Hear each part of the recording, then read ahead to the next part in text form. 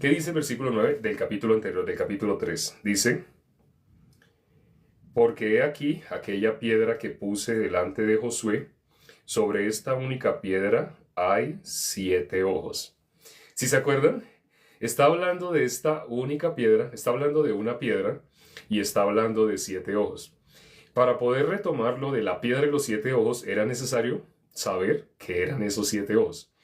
Creo, no sé si ya a todos los hermanos les haya quedado claro qué son esos 7 ojos. Hoy lo leímos, ahorita en el capítulo 14 leímos qué son esos 7 ojos. ¿Alguien se acuerda? ¿Alguien ahorita mientras lo leíamos se dio cuenta? ¿Le llamó la atención esa parte? ¿Qué son esos 7 ojos? Pregunta. Ahí a medida que íbamos leyendo, ¿cómo aparece escrito? ¿Cómo aparece escrito? Los 7 ojos.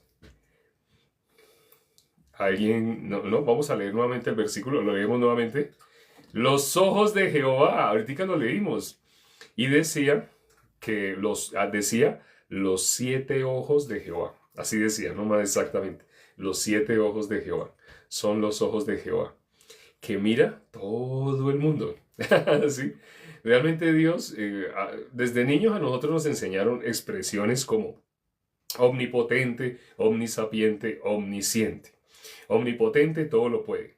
Omnisapiente todo lo sabe. Omnisciente conoce y maneja todas las ciencias. Así nos enseñaron, ¿no? Pero aquí este versículo, este capítulo 15, ese capítulo 4, habla de los 7 ojos de Dios. Mira todo. Dios mira todo.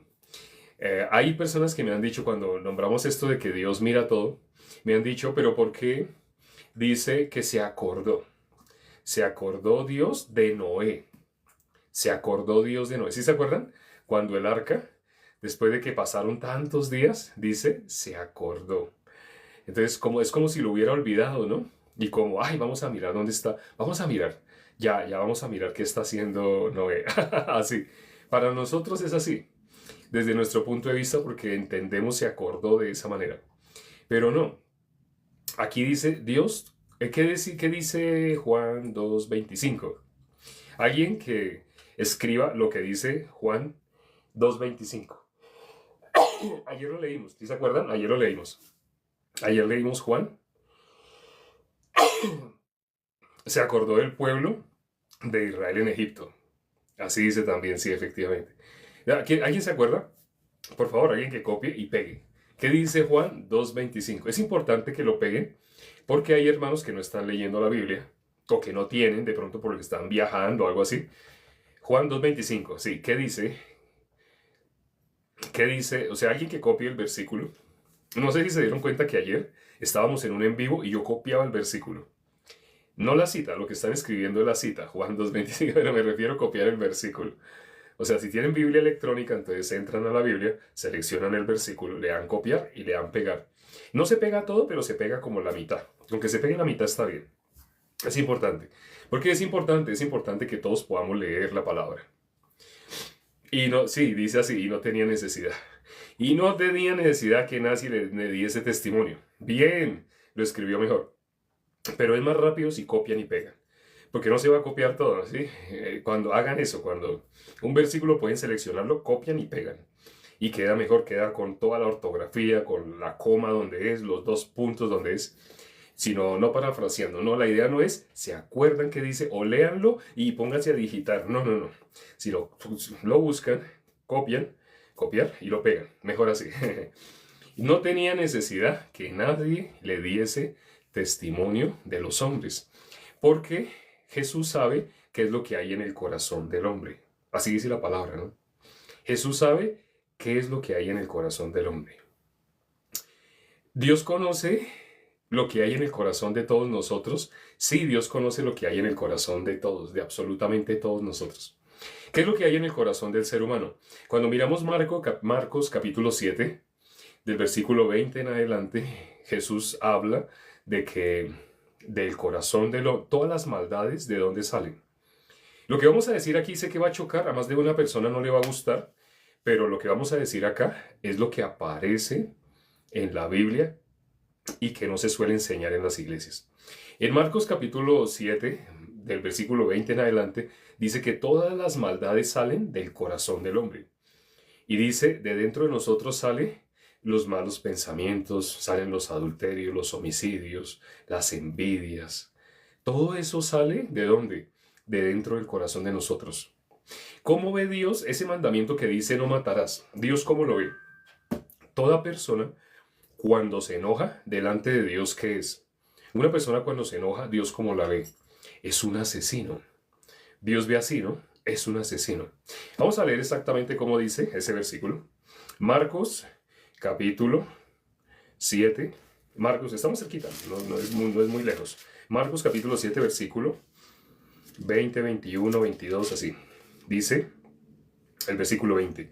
Pero decía nuestro Señor Jesucristo que lo que del hombre sale, eso contamina al hombre, porque de dentro del corazón de los hombres salen los malos pensamientos, los adulterios, las fornicaciones, los homicidios, los hurtos, las avaricias, las maldades, el engaño, la lascivia, la envidia, la maledicencia, la soberbia, la insensatez.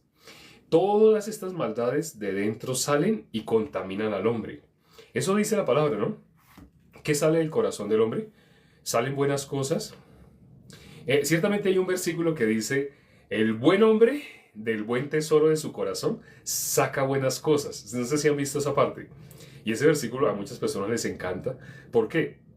Porque desde Génesis 3 el ser humano quedó como Satanás. Algo que instaló Satanás en el corazón de toda la humanidad. ¿Por qué Satanás? Dice la Biblia que él es más astuto que todos nosotros. Ahora, si Satanás es más astuto que todos nosotros, ¿por qué Satanás quería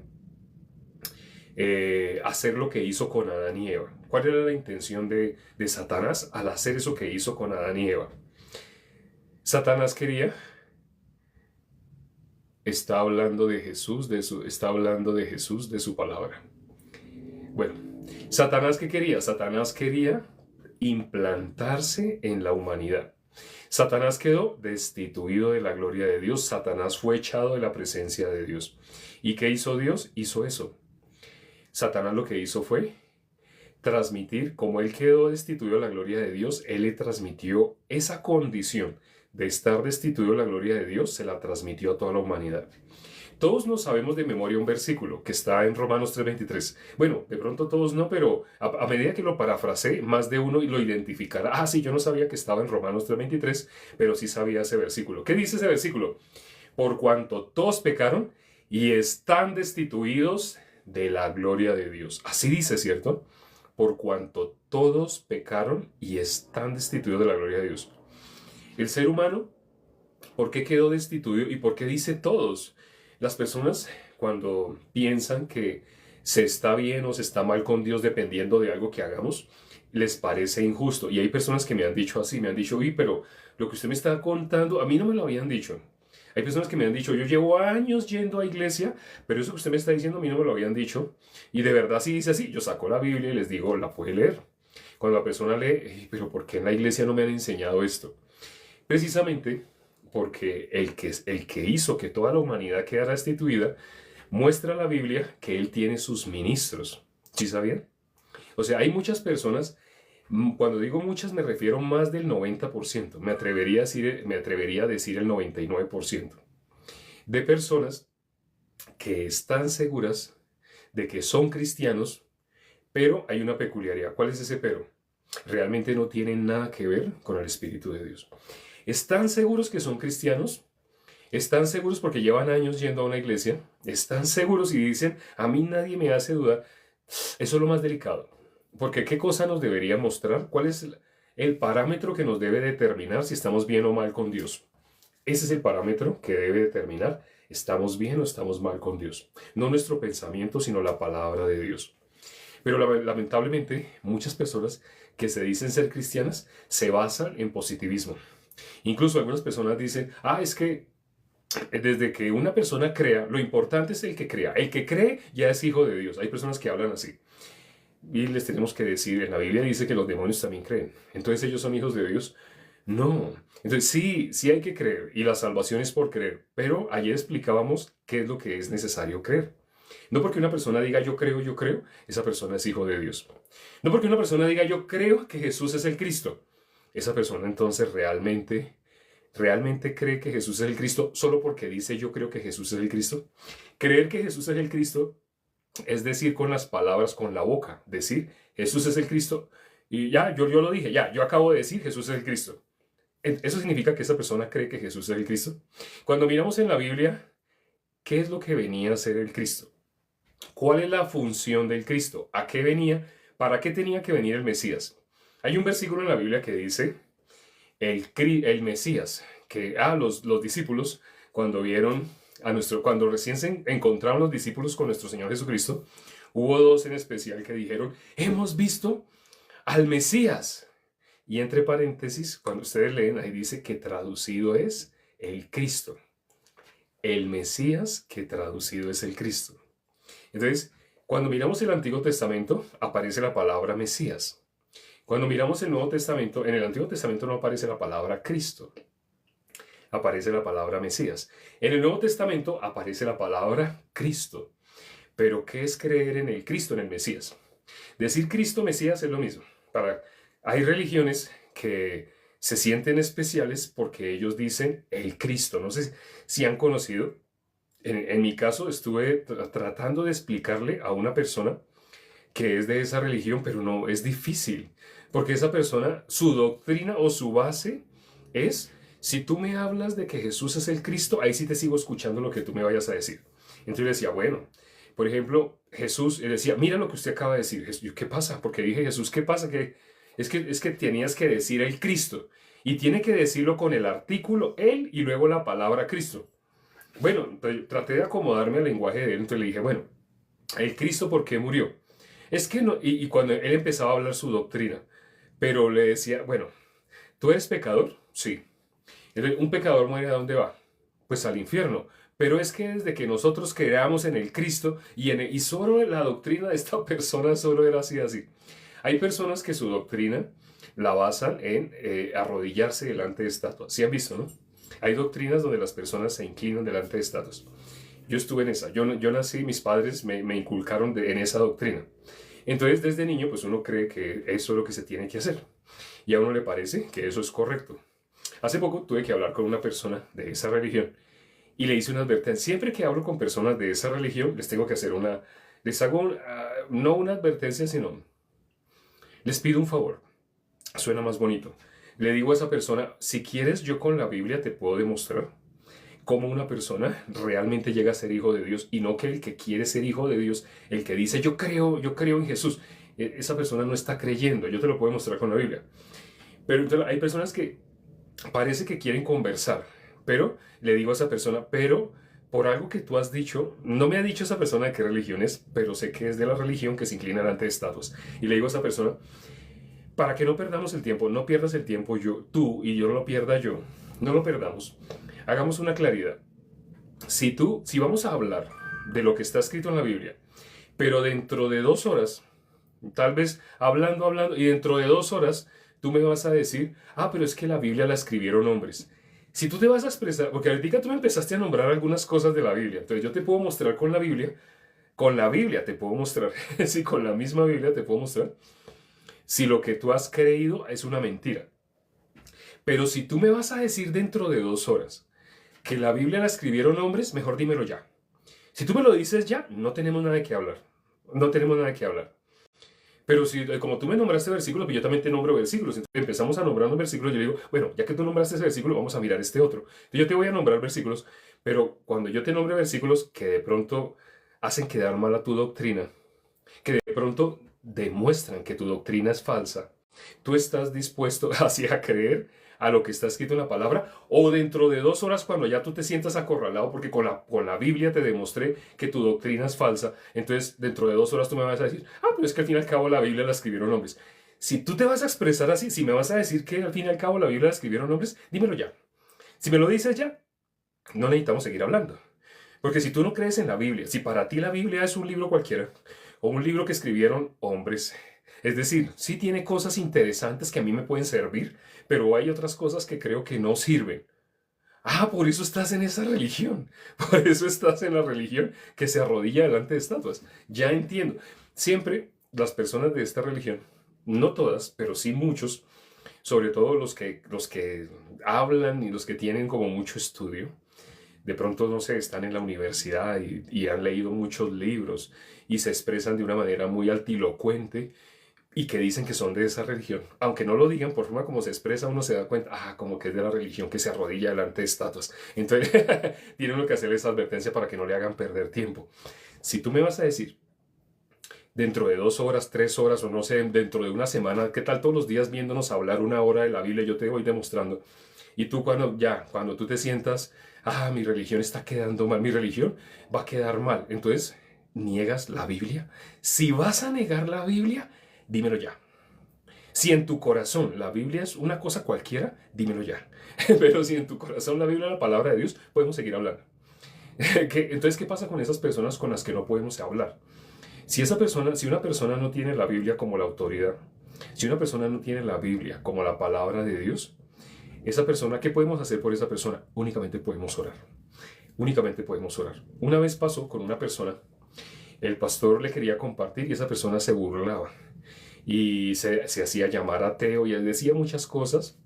Entonces el pastor, no, como se dio cuenta que con esa persona no podía hablar, entonces simplemente oró por esa persona.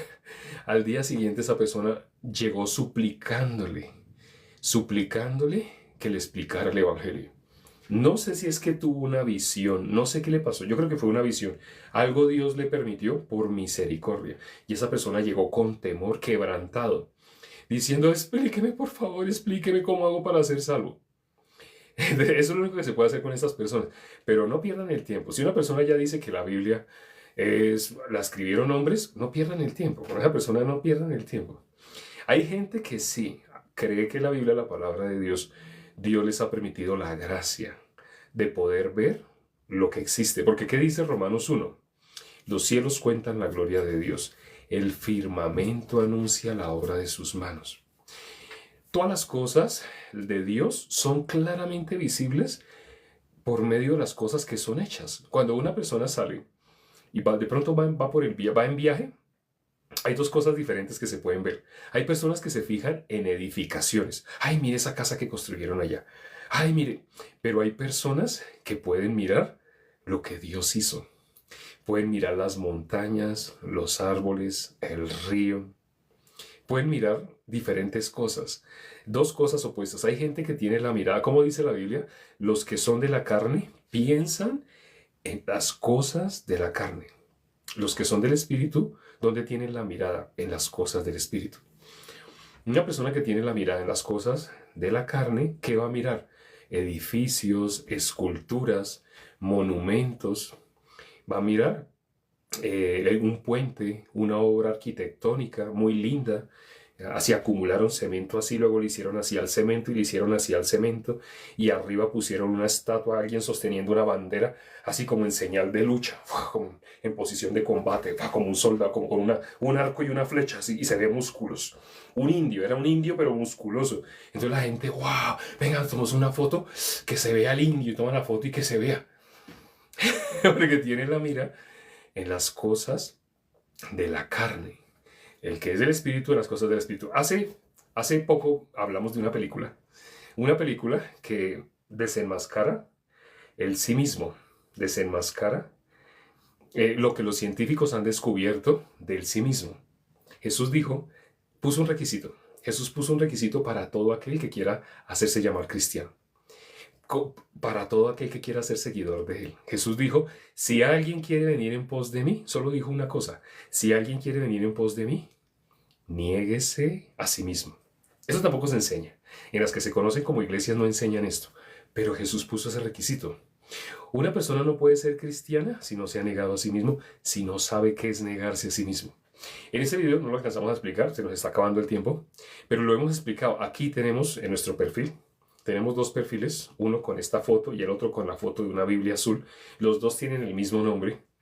En los dos perfiles hemos puesto muchos videos donde explicamos qué es negarse a sí mismo. Entonces, Jesús puso ese requisito. Si alguno quiere venir en pos de mí, niéguese a sí mismo. Nuestro Señor Jesucristo, ¿por qué puso ese requisito? Porque Satanás, desde Génesis capítulo 3, quiso, como escribió el hermano Brian, destruir la creación de Dios. Yo alcancé a leer, aunque yo estoy mirando más que todo la cámara, pero de vez en cuando leo, de vez en cuando bajo a leer. Entonces ustedes notan cuando estoy mirando la cámara y notan cuando estoy leyendo. Aquí escribió, niéguese a sí mismo. Barber, JJ Barber, escribió, niéguese a sí mismo. Satanás transmitió, como dijimos al principio, puso como una aplicación en toda la humanidad, la aplicación de él. Así como hay aplicaciones rojitas, aplicaciones verdes, la aplicación de WhatsApp es verde, ¿no? La de YouTube es roja. La de Satanás no sé de qué color, pero Satanás en toda la humanidad puso una aplicación. Por eso en la Biblia dice que el corazón de nosotros, ¿cómo es? El corazón de todo ser humano, ¿cómo es? Engañoso y perverso más que todas las cosas. Y también dice Proverbios 28:26, el que confía en su corazón es necio. Porque una persona que confía en lo que siente, ¿cómo le podemos explicar el Evangelio? Apenas vamos a empezar a hablar del Evangelio, la persona dice, no, yo sé que nosotros los que hemos nacido de nuevo, pero le queremos explicar a esa persona que no ha nacido de nuevo. Y le vamos a mostrar versículos, pues empieza a enojar. La persona, ¿por qué se está enojando? Porque le estamos sacando de la estabilidad falsa que esa persona tenía. Tiene una estabilidad espiritual falsa. No, yo sé, porque es que mi pastor, y empieza a hablar de su pastor, y empieza a hablar de su iglesia, porque es que mi pastor, es que mi iglesia, es que yo no sé qué. ¿En la Biblia no dice acaso, maldito el varón que confía en el hombre? Y se enojan, nosotros le decimos, queremos hablarle de lo que está escrito acá. Pero dígame usted qué denominaciones. Ustedes y empiezan a darnos listas de denominaciones. A veces nos dan solo dos. No sé si es que están en un pueblo y en ese pueblo existe pentecostales y adventistas, un ejemplo. Entonces personas que, dígame, ¿usted es pentecostal o es adventista? Pues, cuando nos nombran así, cuando nos nombran dos denominaciones, ¿qué le decimos a la persona? ¿Sabes cuántas denominaciones hay? ¿Sabes cuántas diferentes formas de creer en Dios, pero con una misma base? ¿Cuál es la misma base que tiene el 99% de las religiones? El 99% de las religiones se creen buenos. ¿Qué leímos hoy? En Zacarías capítulo 4. Los 7 ojos de Dios. ¿Qué decía el capítulo anterior, el versículo 9 del capítulo 3 de Zacarías? Que Dios puso una piedra y sobre esa piedra 7 ojos. ¿Cómo dice más exactamente? Dice, porque he aquí aquella piedra que puse delante de Josué sobre esta única, y dice única, sí dice así, ¿cierto? Sobre esta única piedra hay 7 ojos. He aquí, yo grabaré su escultura, dice Jehová de los ejércitos. Vamos a hablar en detalle de esa piedra, ya para terminar.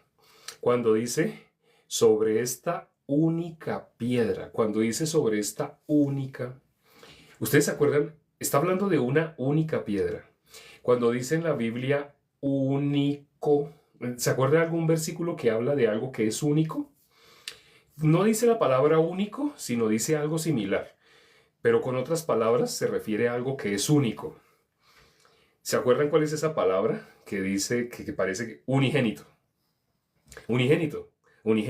No sé si han visto la palabra. Sí, creo que muchos de los que estamos acá sabemos este versículo que está en Juan 3:16. Porque de tal manera amó Dios al mundo que ha dado a su Hijo unigénito. Aquí, ¿qué dice? Unigénito, ¿qué significa? Único. Eso significa unigénito, el único. Unigénito, Hijo de Dios, el único. ¿Y aquí qué dice? El versículo 9 de Zacarías 3, del capítulo anterior. Hoy estamos en Zacarías 4, de los 7 ojos, pero para hablar de esos 7 ojos tenemos que mirar lo que dice el capítulo anterior, versículo 9. Dice, sobre esta única piedra. Esta expresión es muy importante. Sobre esta única piedra. ¿Cuál es la piedra angular que desecharon los edificadores, la cual ha venido a ser la piedra principal? Esta única piedra, nuestro Señor Jesucristo lo está. Estoy señalando, ustedes no ven que el dedo, pero yo estoy señalando. La única piedra es nuestro Señor Jesucristo. Él es la roca. Cuando Jesús dijo En Mateo 16, 18, edificaré mi iglesia. ¿Dónde va a edificar la iglesia? Sobre esta roca edificaré mi iglesia. ¿Cuál es esa roca? Si miran 2 versículos antes, no se está refiriendo a Pedro, como muchas religiones interpretan, no se refiere a Pedro. Si miran 2 versículos, el versículo 16, ahí es cuando Pedro dice, tú eres el Cristo, el Hijo del Dios viviente, y Jesús le dice, bienaventurado eres Simón, hijo de Jonás. Porque eso que has dicho no te lo reveló carne ni sangre. ¿Qué fue lo que dijo? ¿Qué fue lo que dijo Simón, hijo de Jonás, a quien Dios a partir de ese momento le dice a Pedro? ¿Qué le dice? Jesús le dice que cuando él dijo, tú eres el Cristo, tú eres el Cristo. ¿Quién es el Cristo? El Mesías. Tú eres el Cristo, el Mesías. ¿Qué dice en Zacarías? Zacarías habla del Mesías. Cuando dice aquí, sobre esta única piedra hay 7 ojos, está refiriéndose a nuestro Señor Jesucristo. Ahora, esa piedra, ¿quién la esculpió? ¿Quién es el que formó esa piedra? ¿Quién es el que hizo que nuestro Señor Jesucristo hiciera o cumpliera con todo lo que había en el corazón de Dios? Dice acá, ese versículo más adelante, dice, he aquí, yo grabaré su escultura, dice Jehová de los ejércitos. ¿Qué hizo con esa piedra? Grabó, o sea, la obra de nuestro Señor Jesucristo. Jesús mismo nos dijo, yo no vengo a hacer mi voluntad, sino la voluntad del Padre. Todo lo que el Padre le diga, eso es lo que Jesús iba a hacer. Y Jesús fue a la muerte y muerte de cruz. Dice que su sudor era como grandes gotas de sangre. ¿Pero qué dice acá? Dice, ¿qué pasó con esa piedra que es nuestro Señor Jesucristo? Que está diciendo aquí Zacarías 3:9. ¿Qué es lo que dice al final? Y quitaré, o sea, después de que hizo su obra, Dios hizo la obra perfecta, que fue enviar a nuestro Señor Jesucristo a morir por nosotros. Él fue el que la esculpió, esa roca sobre la cual está cimentada la iglesia de Dios. ¿Qué dice acá? Dice, sobre esa roca que es nuestro Señor Jesucristo, aquí que dice, y quitaré el pecado de la tierra, ¿en cuánto tiempo?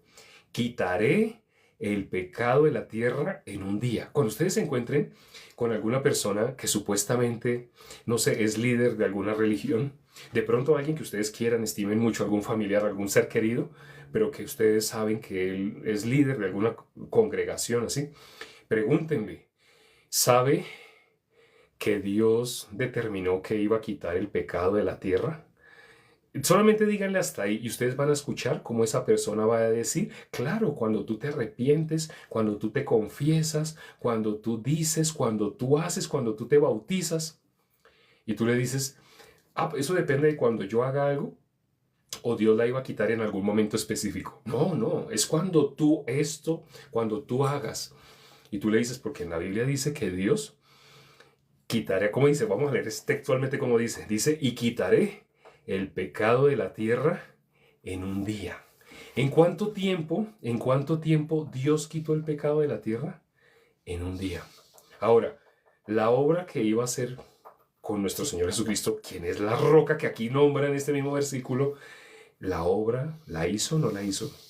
Esa roca única, nuestro Señor Jesucristo, Él hizo la obra.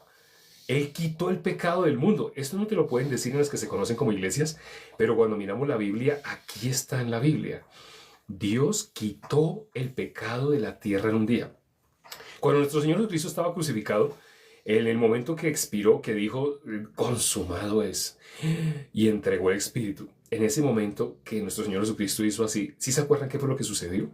Los cielos se oscurecieron, todos fueron testigos, los cielos se oscurecieron, hubo relámpagos, las rocas se partieron, y lo mejor y más hermoso, el velo del templo se rasgó de arriba abajo. Ese velo que representaba la división entre nosotros y Dios. Había una división entre nosotros y Dios. Esa división, ese velo que hizo Dios, hizo así. ¿Por qué lo rasgó? Porque ya no existe esa división. Dice la Biblia, podemos entrar. Ahora podemos entrar libremente en la presencia de Dios. ¿Por qué? Porque ya Dios hizo su obra perfecta y quitó el pecado de la tierra. Y lo quitó en un día. ¿Cuál fue ese día? El día en el cual nuestro Señor Jesucristo cargó esa cruz pesada hasta la cima. Simón de Cirene le ayudó. Sí se acuerdan, ¿no? No podemos hablar de Simón de Cirene, porque se nos iría unos 3 en vivos hablando de Simón de Cirene. Pero cuando llegaron allá arriba, ¿qué hicieron? Lo crucificaron a nuestro Señor Jesucristo. ¿Y por qué lo crucificaron? Porque la paga del pecado, ¿cuál es? Creo que todos sabemos. Romanos 6:23. La paga del pecado es muerte. Nuestro Señor Jesucristo tenía que morir. Y murió una muerte horrible. Una muerte, la muerte de cruz. ¿Por qué? Porque la paga del pecado es muerte. Él se ofreció. Él dijo, ustedes no me quitan la vida, yo la pongo. Eso es algo que no se suele enseñar, pero está en la Biblia. Dios quitó el pecado de la tierra en un día. Sé que esto que estamos diciendo te va a dejar un poco confuso, porque tú pensarás, pero entonces yo no soy pecador. Sí, claro. O sea, tu lógica te va a decir, claro, tú eres pecador. Tu lógica te va a decir así, sí, eres pecador, eres pecador. Eso te va a decir tu lógica. Pero tú coges la Biblia, pero Jesús quitó el pecado del mundo. ¡Ah! Jesús es el Cordero de Dios que quita el pecado del mundo.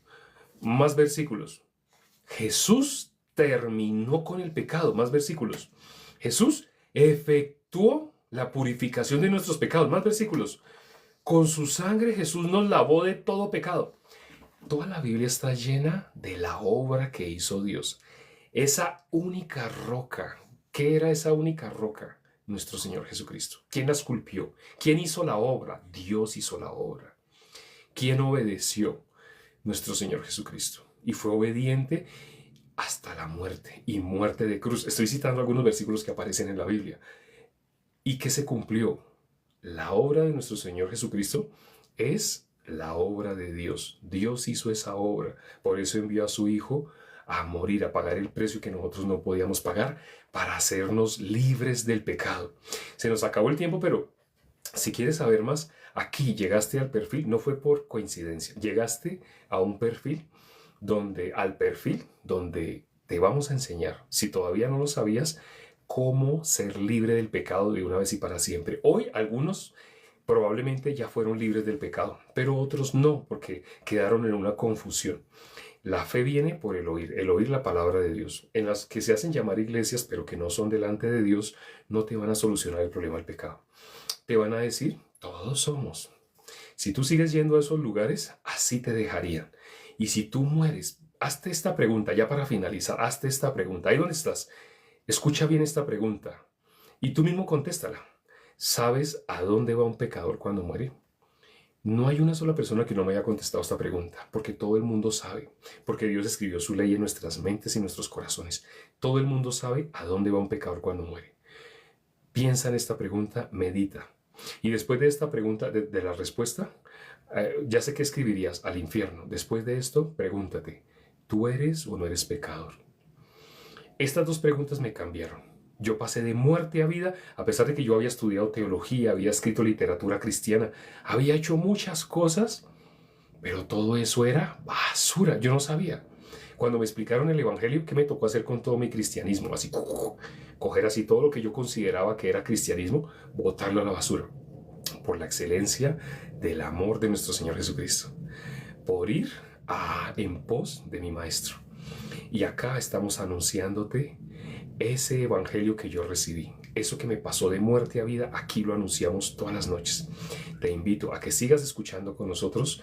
Nuestro compromiso es a la hora en punto. En ese momento ya han pasado 49 minutos. Vamos a orar ya para terminar. Padre, gracias por este tiempo que nos permites para considerar tu palabra. ¿Cuántas personas por ignorancia han estado cegados por Satanás? Algunos incluso niegan la Biblia solo porque otras personas también lo niegan.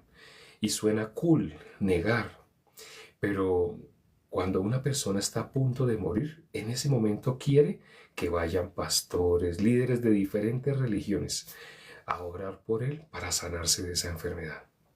Satanás engaña al ser humano porque necesita que mueran siendo pecadores. Si una persona no sale de la condición de ser pecador antes de que tenga que dejar este cuerpo, un solo destino le espera. Y Jesús lo dijo, irán estos al castigo eterno. ¿Quiénes van a la vida eterna? Los justos. En las que se conocen como iglesias ni siquiera nombran este versículo o esta palabra, justo, no mencionan sobre los justos. Algunos ya se están actualizando y están empezando a nombrar, pero siguen negando el Evangelio. Permite, Padre, que las personas que se conectaron el día de hoy, meditando sobre esto que estamos ahora mencionando, no sigan escuchando las voces de personas que los hacen sentir bien, pero que los quieren hacer morir siendo pecadores. Esas personas son ministros de Satanás. La Biblia dice que ellos se disfrazan como ministros de justicia. La gente los llama pastores, líderes, sacerdotes, ancianos, de diferentes maneras los llaman. Pero tienen una sola finalidad, que las personas crean que son hijos de Dios sin bíblicamente serlo. Permite que las personas puedan creer a la palabra de Dios. Ábrele los ojos, Padre, ábrele los ojos. Nosotros no podemos hacer nada, solamente anunciar. Pero si tú no les abres los ojos, por algo les has permitido llegar hasta acá. Si tú no les abres los ojos, nosotros no podemos hacer nada para que puedan ver. Te lo pedimos y hemos orado en el nombre de nuestro Señor Jesucristo. Amén. Gracias a Dios por la palabra del día de hoy. No sé por qué te lo tenía en mente ese número. Veo el número 88 y mientras estaba orando, tenía en mente ese número. Quiera Dios que los 88. Sé que hay muchos que ya son más de 70, pero los otros 18, quiera Dios que también alcancen la salvación. Eso es lo que estábamos orando, ¿no? Nos vemos mañana con el versículo del día de mañana. Chao.